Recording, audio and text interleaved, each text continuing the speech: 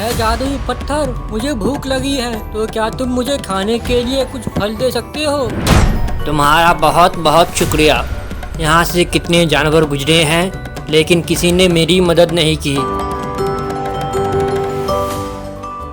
गोलू नाम का भेड़िया बहुत अमीर था, इतना कि दूसरे जानवर उसके बगीचे में काम करते थे। उसी बगीचे में एक लोमड़ी भी काम करती थी, जो कि बहुत भोली और ईमानदार थी। गोलू भाई, मुझे आपसे कुछ बात करनी थी। वो क्या है ना कि मुझे कुछ पैसों की ज़रूरत है, तो आप मुझे दे दीजिए। फिर जब मुझे तनख्वाह मिलेगी तो आप उसमें से काट लीजिएगा। क्या कहा? पैसे चाहिए? एक तो मैं तुम सबको काम देता हूँ जिससे तुम सब अपना घर चलाते हो, फिर भी तुम्हें समझ नहीं आता। अब जब मैं तुम सबको काम से निकालूंगा ना, तब जाके तुम सबको समझ आएगा। इतना कहकर भेड़िया वहाँ से चला गया।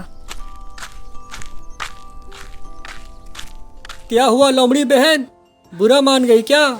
इसे तो बस ये चाहिए कि हम सब पूरी ज़िंदगी इसके लिए मुफ्त में काम करते रहें।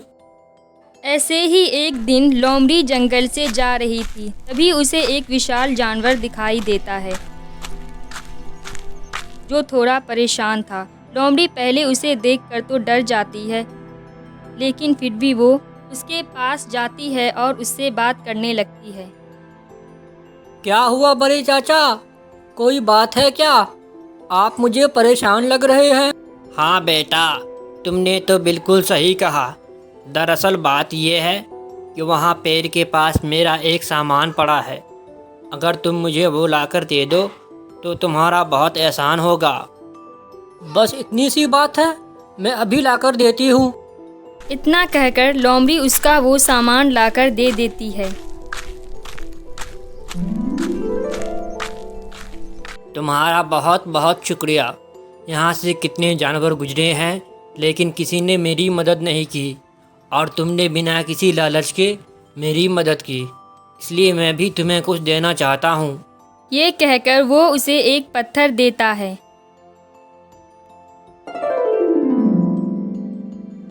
ये लो, अगर तुम्हें किसी चीज़ की ज़रूरत हो तो इसे हाथ में लेकर बोलना, वो चीज़ तुम्हें मिल जाएगी। लोमड़ी उस पत्थर को लेकर घर आ जाती है और आने के बाद कुछ फल मांगती है। ऐ जादुई पत्थर, मुझे भूख लगी है, तो क्या तुम मुझे खाने के लिए कुछ फल दे सकते हो? लोमड़ी के ये कहते ही उसके सामने ताजे ताजे फल आ जाते हैं। अब लोमड़ी जादुई पत्थर का इस्तेमाल करके फल लाती और उसे बेचती। हेलो दोस्तों, ऐसे ही अच्छी अच्छी कहानियाँ देखने और सुनने के लिए हमारे चैनल को सब्सक्राइब करें।